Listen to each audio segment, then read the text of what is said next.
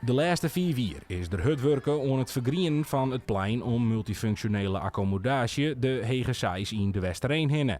Onder het mom van stien naar green. Iets waar directrice Judith Meeuwsen van basisschool Het Pompenblaadje lang naar uitzoen had. Klimaat is ook een belangrijk ding, dus er moet eigenlijk meer stenen uit. En lekker wat groen erin. Je hebt kinderen die ontdekken, dus spelen leren, verstoppertje spelen, ergens lekker zitten. Dat was er eigenlijk niet. Het was één grote vlek. En we vinden het belangrijk dat ze spelen, leren en ontdekken wat er allemaal is. Hallo! Maar een soort instanties en vrijwilligers is de stien groen omtoveren tot een volle groene groen. De locatie is rolstoelbestendig en er is voor elke nien wat te belibben. We hebben een bijhotel maken. Er zitten verschillende groenten, dus je kan de natuur, seizoensbeleving. We hebben in het voorjaar de bloesem. Er komen wat vruchten. In het najaar krijgen we de herfstkleuren.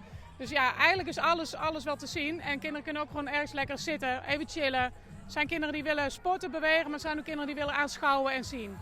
Net alleen nog wat je het naar je plein hiepenen, erg wat er omdenken doen aan het naar je wettertapunt. Een initiatief van de lokale JOGG van de gemeente Dantumediel. Zoen op eigen groen wil mij de campagne #drinkwater het drinken van wetter onttrekkelijker maatje. 3, 2, 1. Ja, kijk eens. Het favoriete plak van juf Judith is het Boetentheater.